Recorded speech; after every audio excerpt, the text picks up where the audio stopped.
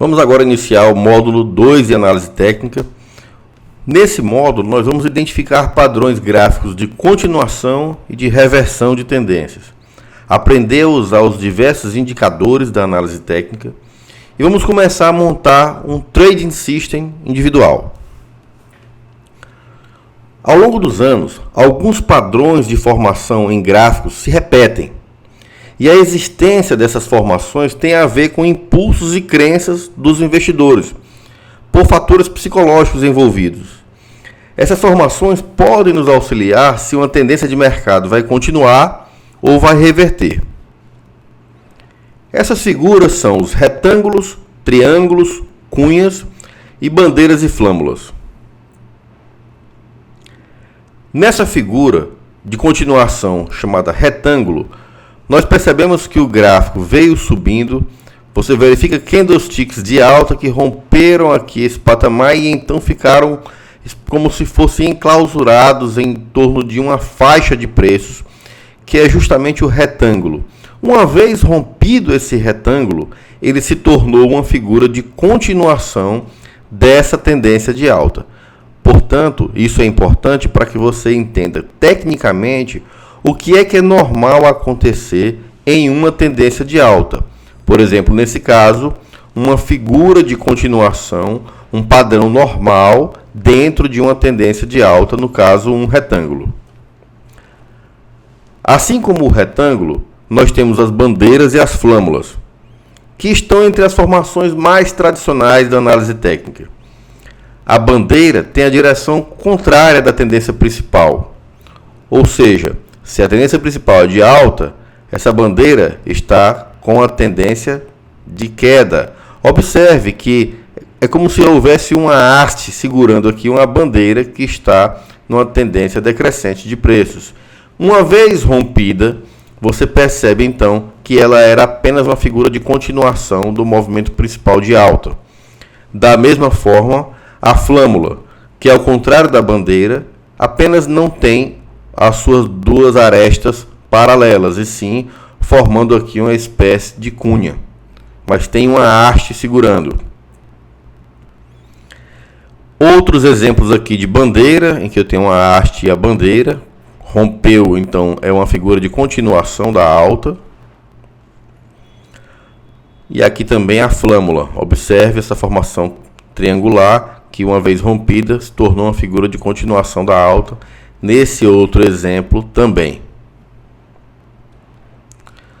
Os triângulos podem ser simétricos, ascendentes ou descendentes. Os triângulos simétricos, como esse da figura, são uma figura de continuação também, diferente da flâmula. Não obrigatoriamente existe aquela haste. Então você tem aqui um afunilamento de preços em que o mercado vai ter que se decidir para qual lado irá. Havendo aqui uma tendência de alta, o mercado ficou em um triângulo simétrico, ele vai ter que romper para um dos lados. Rompendo para o lado de cima, é uma continuação daquela alta.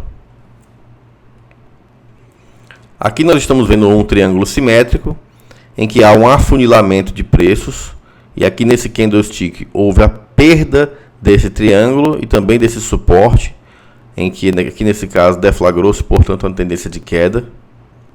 Porque aqui nesse caso, o rompimento foi para baixo. Seria uma figura de continuação caso rompesse para cima. O triângulo ascendente tem essa extremidade reta e apenas um lado formando ângulo. Ou seja, diferente do triângulo anterior, em que os dois têm essa inclinação, você vê aqui esse ângulo alinhado com, por exemplo, a linha do seu computador, a sua tela. E apenas essa aresta formando ângulo, ou seja, os preços vêm, batem numa resistência, formam aqui um suporte, batem outra resistência e depois superam. Então, essa formação também é de uma figura de continuação chamada triângulo ascendente. O triângulo descendente, ao contrário, tem uma base embaixo e a LTB, que é a linha de tendência de baixa, formando a outra aresta. Portanto, aqui os preços vêm em um afunilamento também, com uma das linhas formando o ângulo com essa que está em linha horizontal, e aqui perdeu-se o triângulo.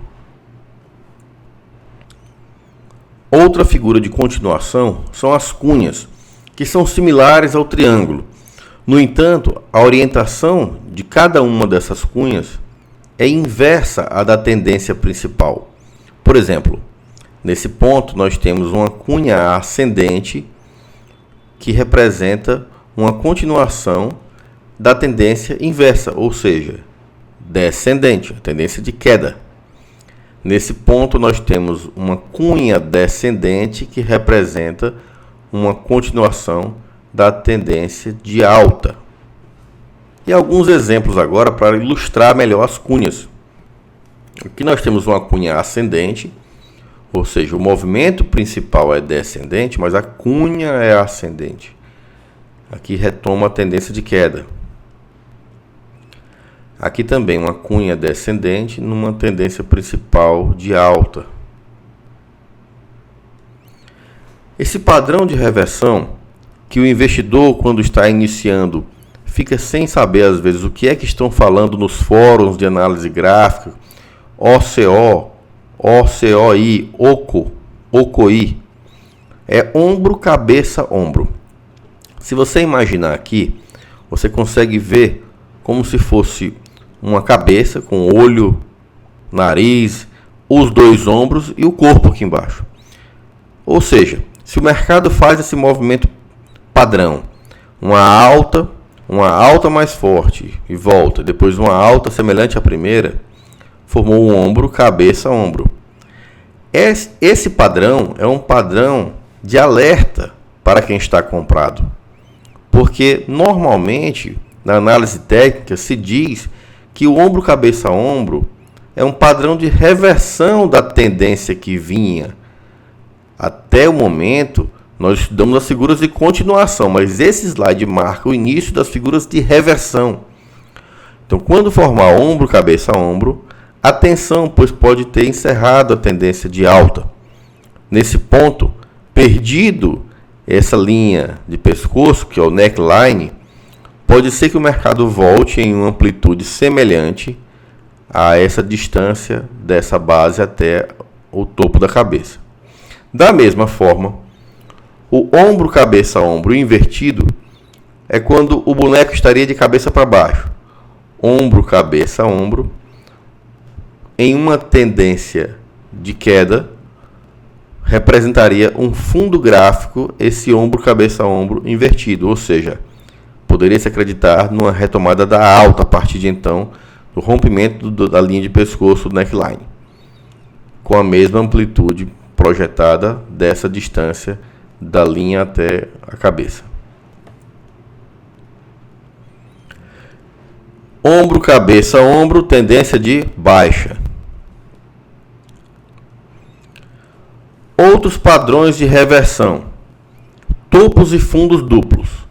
Quando o mercado faz dois topos e não consegue vencer uma resistência, é sinal de que aquela tendência pode ter terminado ali, aquela alta pode ter se encerrado ali, iniciando-se, portanto, uma tendência de queda. De maneira semelhante ao raciocínio, porém no fundo, com dois fundos seguidos, duplos, pode ter encerrado o movimento de queda, então iniciando o movimento de alta. Aqui nós estamos vendo um fundo duplo nesse gráfico. Lembrando que esses gráficos, todos eles são diários, ou seja, cada candlestick representa um dia de negociação. Portanto, observe que a análise técnica ela pode fazer inferências e conclusões referentes a semanas e meses pela frente, não apenas dentro do dia para fazer day trade. Esses padrões podem ser analisados para qualquer periodicidade. No entanto, se você estiver analisando o gráfico diário, espere conclusões para os próximos dias. Se você estiver analisando o gráfico de minutos, espere conclusões para os próximos minutos. Voltando aqui ao assunto, aqui nós temos um fundo duplo, portanto no final de uma tendência de queda. aqui realmente iniciou uma tendência de alta. Os gaps acontecem quando há um intervalo entre os preços. São faixas de preços não negociadas. É quando o mercado pula um patamar de preços, deixando sem negociar aquela faixa. Fica um espaço não preenchido no gráfico. Isso acontece porque no leilão de abertura da bolsa, de 9h45 às 10, pode haver as ordens de compra e de venda se formam a preços cuja média se dão em valores diferentes do dia anterior, do fechamento do dia anterior. Ou seja, não é obrigado a haver uma continuidade de preços entre os dias de negociação. E às vezes nem entre os períodos do intraday. Não é obrigado que em um determinado minuto o preço seja contínuo àquele anterior. Por exemplo, uma ação estava a R$15, ela pode muito bem ir para 15,20 se todo mundo negociar aquele preço de uma hora para outra, por algum movimento brusco do mercado. Isso deixa uma faixa sem negociação. Se essa explosão for para cima, é um sinal de força no mercado, enquanto esses espaços pulados pelo mercado para baixo são um sinal de fraqueza, ou seja, de tendência de queda. O que você observa? Quando há essa faixa não preenchida, chamada de gap ou hiato, qual é a regra que se diz na análise gráfica? Todo gap será um dia preenchido. Então, o que você observa aqui é que realmente nos dias subsequentes foram preenchidos esses preços depois de alguns dias. Observe aqui também. Aqui houve uma negociação até esse patamar aqui, que deve estar em torno de R$34, mas amanheceu, por exemplo, a 36. Então aqui no 35 não houve negociação. Isso é o gap. Portanto, quem está comprado tem sempre aquela preocupação, quem entende de gráfico, será que ela vai fechar aquele gap? Será que ela volta para fechar aquele gap? E não muito raras vezes isso acontece quando há crises, como por exemplo 11 de setembro, coronavírus. Impressionante como muitas vezes as ações caem a patamares inimagináveis e fecham os gaps e voltam a subir. Aqui um outro gap de preços, em que realmente não houve negociação nesse patamar do 15,01. O gap de exaustão caracteriza o final de uma tendência. E existe também a ilha de reversão, que é uma pequena congestão, um pequeno grupo de dias ou de candlesticks que representam determinados períodos, que são separados do movimento anterior através de gaps, portanto caracterizando também uma reversão. Vamos olhar. Nesse caso, eu tenho um gap de exaustão dessa tendência de alta, porque está aqui num topo gráfico. É como se fosse uma euforia excessiva que fez com que abrisse com gap no topo. No final de uma tendência de alta, isso pode acontecer. Você que está estudando análise gráfica sabe agora quais são as fases de uma tendência de alta e as fases de uma tendência de queda. Então olhe como a euforia pode fazer com que haja aqui em cima um gap de preços, ou seja, pessoas tão apressadas na euforia que fazem uma distância entre os preços negociados. Esse gap depois foi fechado. E tanto na queda também na questão do pânico. Observe que os preços foram caindo. Aqui não chegou a formar gap porque esse preço da mínima coincidiu praticamente com esse preço da máxima do dia anterior, do dia subsequente, aliás. Então observe que lá embaixo ocorreu esse desespero, que as pessoas venderam a qualquer preço na abertura. Portanto, formou um gap lá embaixo. Então é um sinal de exaustão aqui da tendência de queda. O mercado então voltando a subir. Uma ilha de reversão é formada por alguns candlesticks que são separados por gaps de início e gaps de fim. Observe, essa ilha é separada por gaps no início e no fim. Outra ilha de reversão. Quando você observa essas ilhas de reversão, são sinais também de reversão de tendências. Quando isso acontece no fundo de uma tendência gráfica, é muito provável que daqui em diante os preços comecem a subir. Nós vamos ver agora os indicadores gráficos, que são modelos matemáticos que foram construídos com o intuito de auxiliar a tomada de decisão. Eles são viabilizados pelo desenvolvimento da computação e podem ser de dois tipos: os rastreadores de tendências ou os osciladores. Vamos ver cada tipo. Os rastreadores de tendência funcionam melhor com o mercado com a tendência definida. O objetivo é identificar o início de novas tendências. Por exemplo, as médias móveis. Nesse caso, nós estamos vendo vários candlesticks em um período de alguns meses de Gerdau. E nós queremos criar um modelo matemático que nos aponte momentos de compra e de venda. A média móvel considera a média dos últimos dias em cada ponto. Nesse caso, nós vamos traçar duas médias. Essa primeira média é a média móvel dos últimos 40 dias, uma média aritmética dos preços de fechamento dos últimos 40 dias. Portanto, uma média simples, em que cada ponto representa o fechamento dos últimos 40 candlesticks. A cada vez que um candlestick surge, é retirado o último, por isso que é uma média móvel.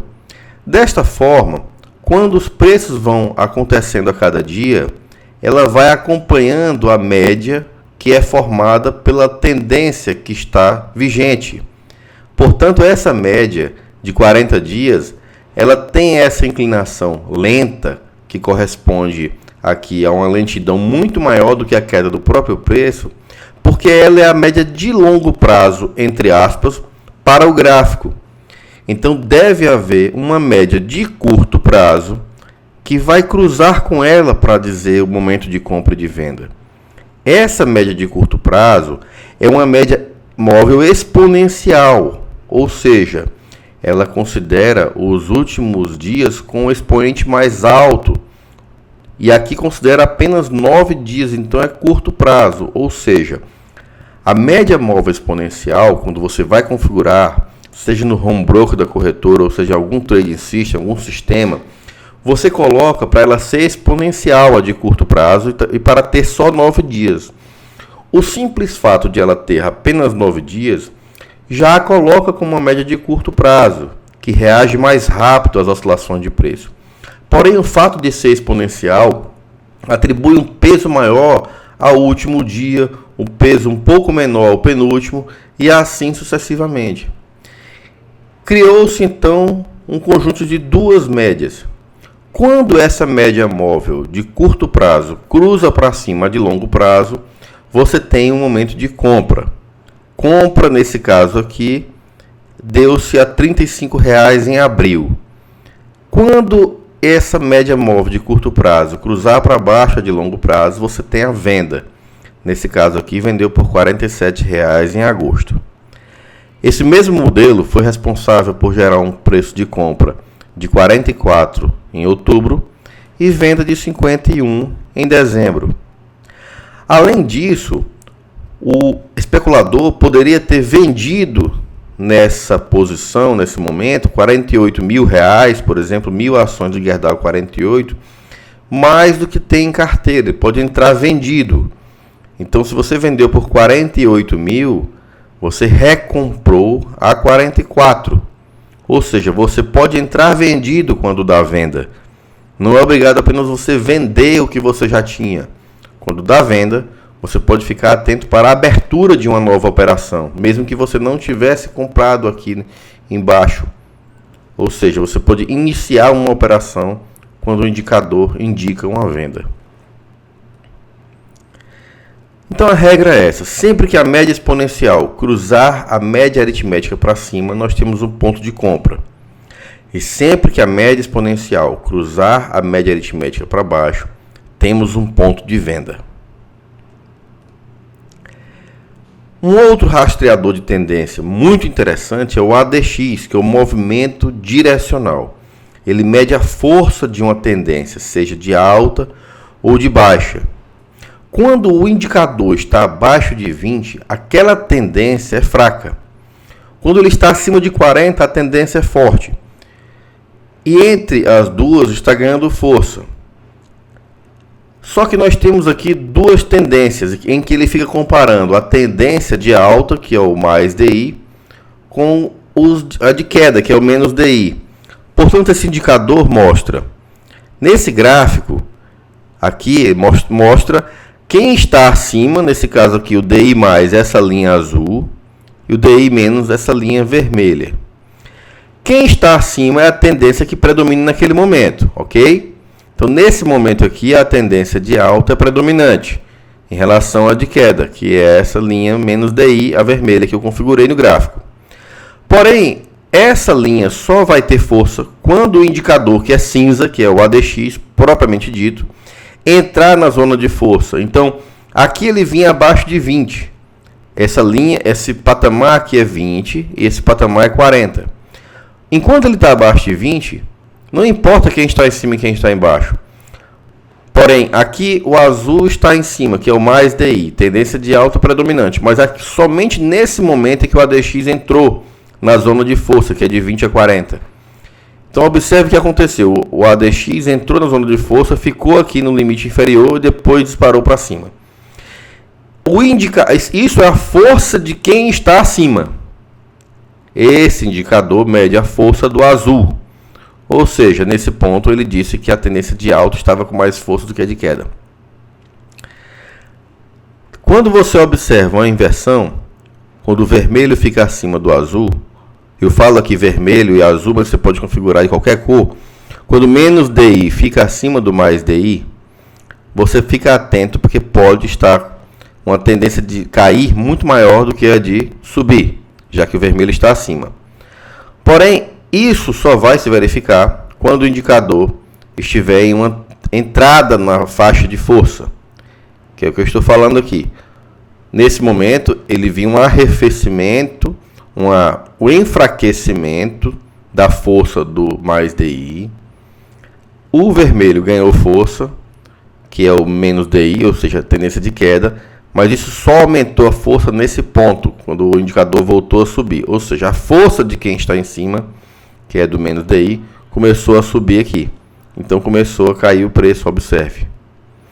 Observe novamente aqui que o menos DI está em cima e o mais DI embaixo. Então ficar atento para a tendência de queda. Quando? Quando o indicador ganhar força. Novamente o ADX entrando de 20 a 40 e o preço realmente caiu forte. Vamos avançar mais no gráfico aqui para mostrar esse ponto. O último ponto do gráfico. Você tem aqui que há uma linha mais DI acima da menos DI, porém nenhuma força. Então o mercado lateralizado. Mas observe antes. O mais DI rompeu aqui para cima em relação ao menos DI, ou seja, alta, tendência de alta superior à de queda. E aqui entrou força. ADX ganhou força, então movimento de alta. Ao contrário dos rastreadores de tendência, que detectam essas tendências no início de sua formação, os osciladores funcionam melhor em mercados em fase de tendência indefinida, dando indícios de que uma determinada tendência está perdendo força, antes que isso se mostre evidente nos próprios preços. Isso é realizado e interpretado com uma discordância, uma divergência entre topos e fundos dos indicadores em relação aos preços, como nós veremos adiante. Um exemplo é o índice de força relativa. O índice de força relativa, o IFR, tem uma fórmula, mas não precisa nós decorarmos essa fórmula, já que os sistemas trazem indicador pronto, configurado. No entanto, é bom nós sabermos como é que ele é calculado de forma superficial, pelo menos. Eles analisam a média dos preços de fechamento dos dias de alta e a média dos fechamentos dos dias de baixa e criam um indicador que varia de 0 a 100. Quando esse indicador está muito baixo, nas zonas inferiores, aí próximo a 20 ou 30 ou abaixo disso, está sobrevendido, ou seja, uma venda excessiva. O mercado está trabalhando com excesso de pessimismo. Quando está acima de 70 ou 80, dependendo da estratégia, está sobrecomprado, talvez no momento de euforia. Então, nesse exemplo aqui, nós temos os preços de Bradesco, nas cotações do gráfico, em cima, e embaixo o indicador IFR. Observe que quando esse indicador passa dessa linha do 80, é comum que depois disso haja uma queda nos preços, porque aqui ele estava sobrecomprado. Assim como em momentos em que ele está nessa região do 20 ou 30, coincide com fundos, porque ele está sobrevendido, vendido em excesso. Então ele mostra para nós sinais de que aquele preço, ele não concorda com aquela tendência, com aquele momento daquele preço. Quando está muito baixo ou muito alto, ele pode mostrar-se sobrevendido ou sobrecomprado. Um dos principais usos do IFR acontece quando o movimento dele, o do próprio indicador, diverge do movimento que acontece no preço do ativo. Por exemplo, se os preços estiverem subindo, mas o IFR caindo, isso pode significar que o IFR não concorda com aquela alta dos preços. Portanto, é importante observar topos e fundos divergentes. Vamos ver exemplos. Observe que daqui desse ponto para este, nós temos uma alta nos preços. Porém, isso não se verificou no indicador. Então, o investidor que estudou e que sabe disso, ele tem receios de aumentar a compra aqui, ele tem receios de entrar comprado forte, porque o indicador discordou dessa alta. Da mesma forma, nos momentos de pânico, em que as quedas acontecem nos preços, e quem não conhece os indicadores não teria uma outra forma de ter uma análise mais apurada, observe que acontece uma divergência em relação a essa queda. O indicador subiu. Então aqui você também evitaria vender, porque você tem uma divergência que pode indicar o fim dessa tendência de queda dos preços. Poderia inclusive se preparar para uma formação aqui de fundo, para a configuração de um movimento de alta, o rompimento de uma linha de tendência de baixa. Então você vai juntando as peças das informações para que você tenha mais tranquilidade na hora de tomar uma decisão na bolsa de valores. O oscilador estocástico foi criado por George C. Lane em 1950. Ele foi desenvolvido para mostrar a relação entre o preço de fechamento de uma ação e suas máximas e mínimas durante certo período de tempo. De forma geral, ele pensou que, quando uma ação está em alta, os preços ficam mais próximos da máxima, e quando a ação está em baixa, os preços ficam cada vez mais próximos da mínima. É um indicador muito utilizado para tentar prever os movimentos nos preços de mercado, seguindo o pensamento do seu criador, que falava que o indicador de oscilador estocástico não segue tendência de preço, volume ou qualquer coisa parecida. Ele segue a velocidade do momento do preço. E, como regra, os movimentos do preço mudam antes do próprio preço mudar. Portanto, o estocástico tenta definir as direções dos preços, além de tentar antever padrões de alta e de baixa para identificar possibilidades de estarmos diante de reversões e rompimentos de tendências. Também é utilizado para mapear níveis de sobrecompra e sobrevenda, assim como o IFR. Como funciona, portanto, esse indicador? Ele é caracterizado por duas linhas que oscilam simultaneamente, K e D. A curva K é calculada como uma divisão entre duas diferenças. Observe na fórmula: preço de fechamento do dia menos a menor mínima daquele período de dias, dividido pela maior alta daquele período, subtraído da menor mínima.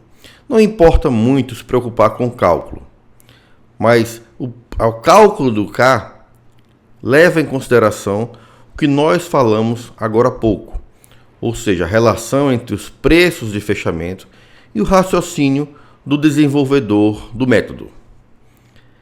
A curva D nada mais é do que a média móvel de 3 períodos da própria curva K.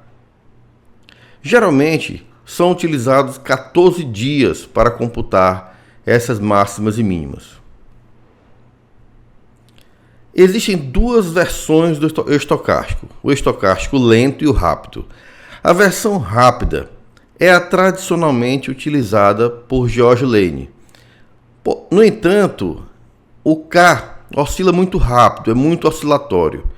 Então, para que suavize essa oscilação tão rápida da linha K, como nós veremos a seguir, existe uma forma de você usar o estocástico lento, em que essa curva K, que é a quem cruza a lenta para definir compra e venda, ela própria é substituída diretamente por sua média móvel, suavizando essas oscilações. Vamos ver nos exemplos. Então, estou aqui com o Home Broker da XP aberto. Eu vou escolher o ativo da Petrobras para mostrar o indicador estocástico no gráfico. Então, você vem nessa seta superior aqui. Veja aqui que tem essa barra de gráfico. Você clica aqui, vai em Trade Zone e vão abrir os gráficos. Então, eu vou expandir essa tela.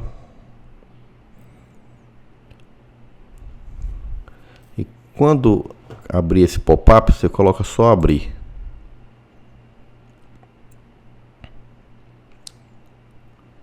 Então eu já estou aqui com o gráfico da Petrobras aberto. Posso tirar essas informações clicando aqui. Pronto.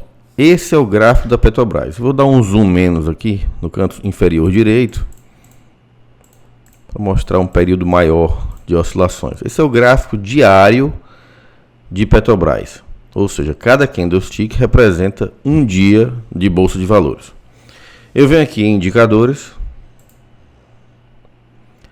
escolho esse indicador estocástico que está dentro dessa pasta Momento, que eu já sabia. Vou colocar o estocástico rápido primeiro. Essa informação você já sabe, que eu acabei de explicar no curso. Incluir. Observe aquela informação do número de períodos considerado 14. A média móvel da linha D, da curva D, será de 3 dias. Vai ter uma linha superior de 80%, a partir da qual vai estar sobrecomprado o indicador. E embaixo 20% de sobrevenda. A zona de sobrevenda. As cores você configura como você quiser. Mas a linha K está ficando de azul e a linha D de cinza. Vamos ver. Fechar. Portanto, observe que a linha K está oscilando bastante, conforme nós explicamos que o estocástico rápido tem uma oscilação bem expressiva, conforme previsto pelo seu criador, porque na verdade aquela fórmula do preço de fechamento menos as mínimas considera nesse caso o fechamento do próprio dia. Então, a cada dia de oscilação, essa linha está variando. Então, para você operar o estocástico rápido, realmente no gráfico diário, não faz muito sentido, porque senão teria operações de compra e venda todo dia. Porque qual é a regra de operar o estocástico? Quando ele cruza para cima da compra, quando ele cruza para baixo da venda. Mas o estocástico rápido daria compra e venda de um dia para o outro, todas as vezes que ele oscila. Para resolver esse problema, nós vamos configurar o estocástico lento. Então vamos aqui em indicadores, estocástico lento. E aqui está explicado o seguinte, que o estocástico lento tem a mesma fórmula, ele calcula o rápido, só que o próprio K do estocástico lento é a média móvel da linha K do rápido.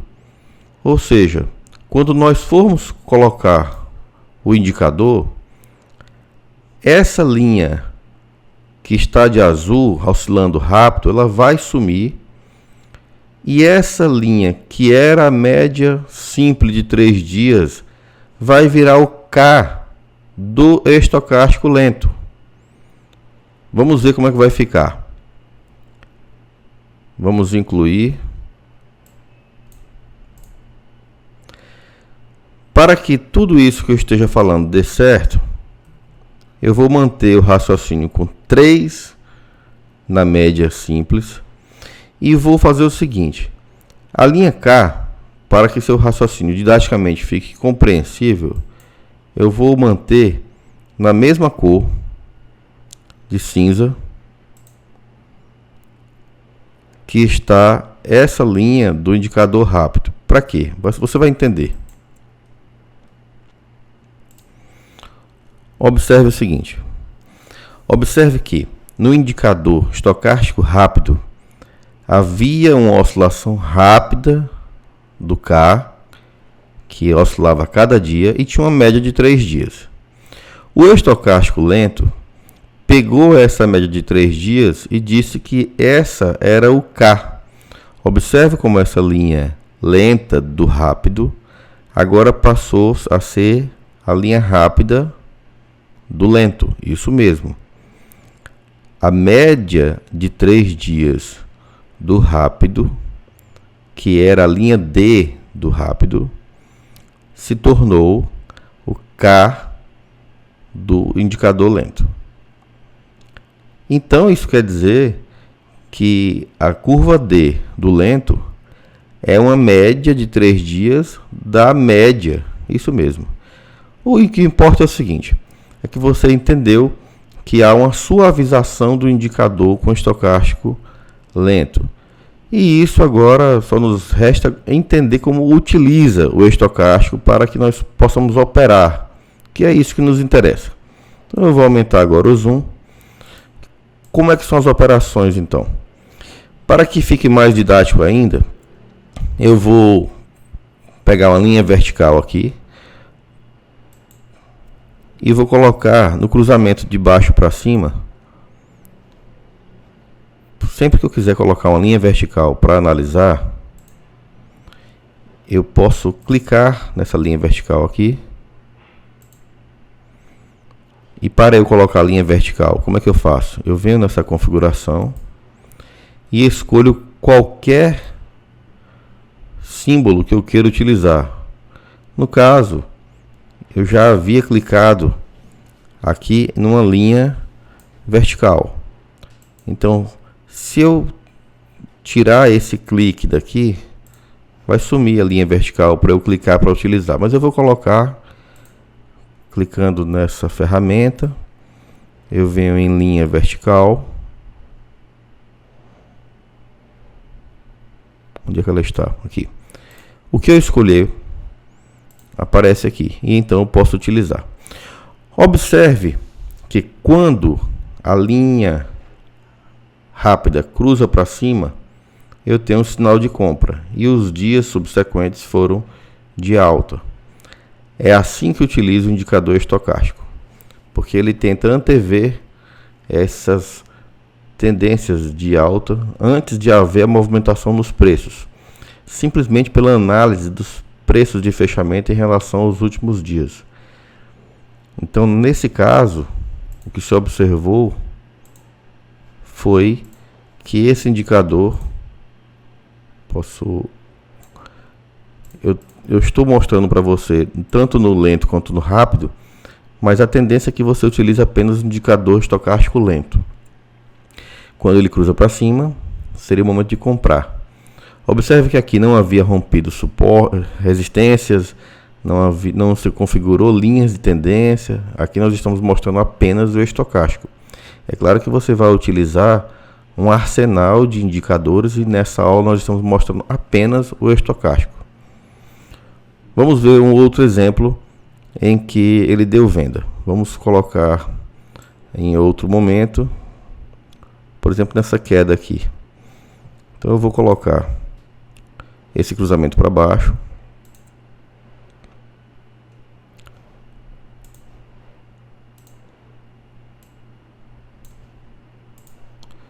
Então, nesse ponto do gráfico, o estocástico mandou você sair da operação. Então, a venda acontece quando a linha rápida cruza para baixo a linha lenta. Então, nesse período inteiro, você estaria vendido na operação.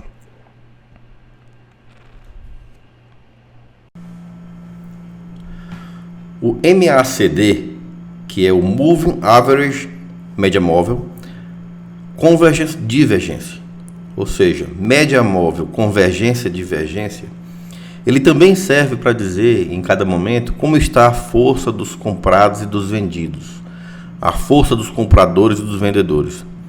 Também é um indicador muito interessante e muito forte. Nós podemos ver aqui embaixo que essa linha verde, estando acima da linha amarela, significa que os compradores estão mais fortes. Observe que os preços subiram. Quando a linha verde está abaixo da linha amarela, ou seja, a linha amarela predomina, você está vendo que os vendedores são mais fortes, os compradores estão para baixo. O On Balance Volume é um indicador que mostra o acúmulo dos volumes comprados como se fosse o estoque. O que ele faz? Quando o dia é de alta, ele acrescenta o volume acumulado. Quando o dia de queda, ele diminui. Ou seja, quando há um movimento desse, como do gráfico mostrado, de alta, e que os volumes maiores são nas altas, nos dias de alta, o resultado é positivo para o acúmulo. É como se fosse aqui realmente o estoque de ações naquele patamar de preço. Porque você sabe que você tem uma negociação cujo volume pequeno pode representar uma alta expressiva no preço. Você às vezes não sabe se aquela alta de 10% foi apenas um negócio realizado de poucos reais ou se foram milhões de reais envolvidos. Então, para ter essa noção de qual foi o volume envolvido, não apenas em cada dia, mas ao longo dos últimos dias, existe o indicador On Balance Volume. Por exemplo, nessa faixa de preços, houve altas subsequentes, ou altas seguidas. Porém, essas altas foram de volume tão baixo que não aumentou o resultado do On Balance Volume. Então, imagine que você tenha aqui nesse início, digamos, 10 milhões de reais de ações compradas. Em um determinado dia subiu 3% a ação, mas foi por causa de um negócio de 100 reais. Então, quando você soma 100 reais a 10 milhões, praticamente não altera. É diferente de você estar numa tendência de alta, em que cada dia de alta representa 1 milhão, 2 milhões, em cima de 10 milhões que estavam acumulados.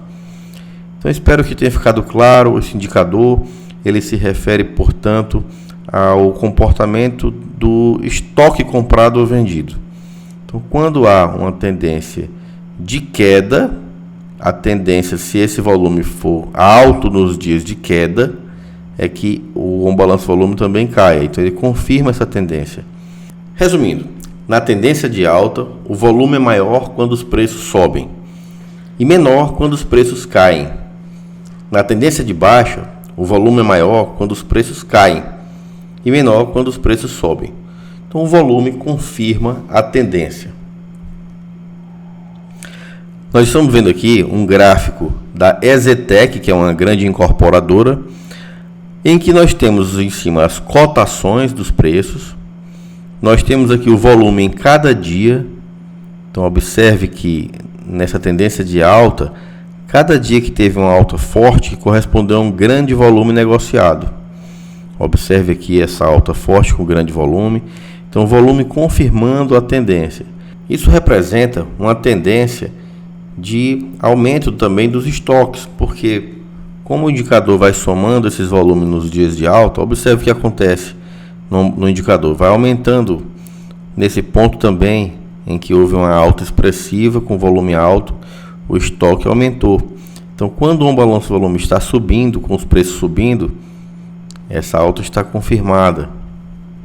O indicador bandas de Bollinger se relacionam com volatilidade. Bandas estreitas significam um prenúncio de que a volatilidade pode aumentar nos próximos dias, no caso do gráfico diário, ou nos próximos minutos, em caso do gráfico de minutos. Bandas alargadas representam o mercado já aquecido, volátil. Por exemplo, nesse caso, nós temos aqui que o mercado vinha volátil e ele se concentrou provavelmente aguardando alguma notícia, aguardando algum fato relevante sobre essa empresa. E quando há uma tendência definida, essas bandas se abrem novamente para um dos lados. Nesse caso, foi para cima. Então, o investidor que conhece isso aproveita, por exemplo, para fazer operações que ganham com o aumento dessa volatilidade desse ponto em diante, ou então operações que precisam que uma tendência se forme para cima ou para baixo desse ponto em diante, analisando sempre outros indicadores. Por exemplo, aqui embaixo nós colocamos um balanço-volume, mostrando que essa alta foi correspondida por um aumento dos estoques de volume, então realmente uma alta confirmada pela fuga para cima na banda de Bollinger e pelo indicador um balanço-volume. Elas fornecem, portanto, com antecedência o sinal de que existe uma oportunidade de um trade se aproximando. Para saber para qual lado o mercado vai, você pode descobrir essa resposta com a ajuda de outros indicadores, como o IFR ou o OBV, como mostrado anteriormente. Situações práticas.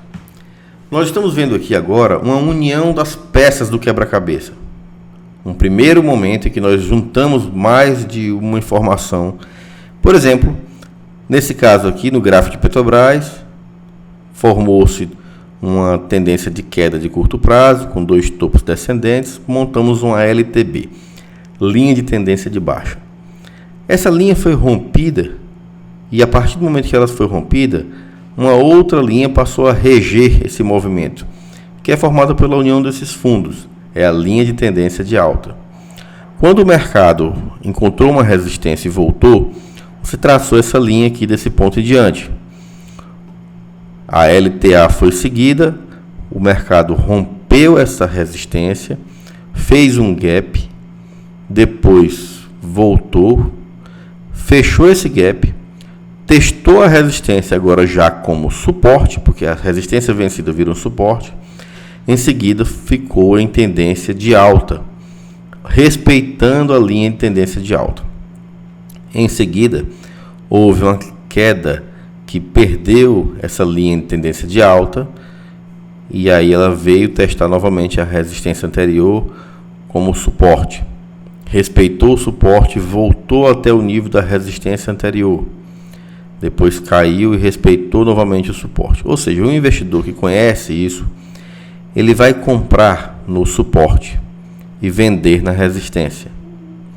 Ou pelo menos evitar comprar nas resistências e evitar vender nos suportes. Aqui é um gráfico de Fojo-Taurus mostrando o cruzamento de médias móveis de curto prazo exponencial com média móvel de longo prazo aritmética.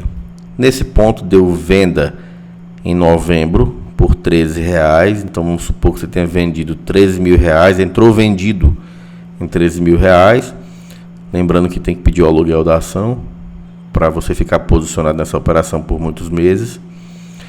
Quem entrou vendido por R$13.000 fez a recompra aqui por R$7.000 depois de 6 meses, 7 meses. Aqui eu estou mostrando um exemplo de operação com média móvel, mas aqui a gente tem também uma linha de tendência de baixa, formada por esses dois topos.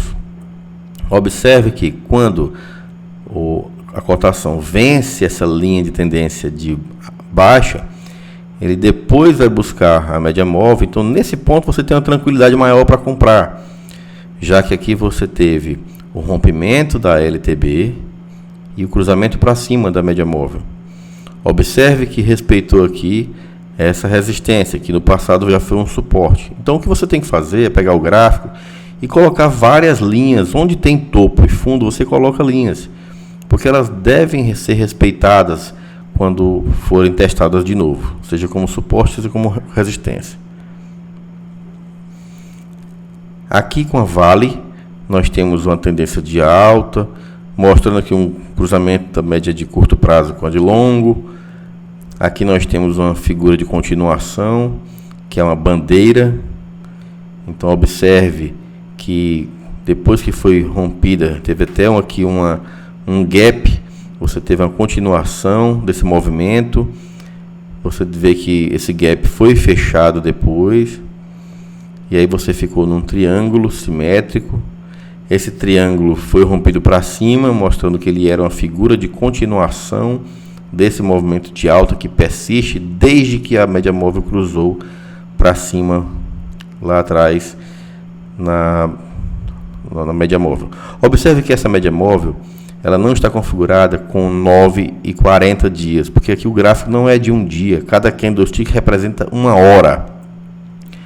No caso de horas, se você raciocinar que o pregão tem duração de 7 horas, que é de 10 a 17, você tem 40 vezes 7 horas, daria 280 horas.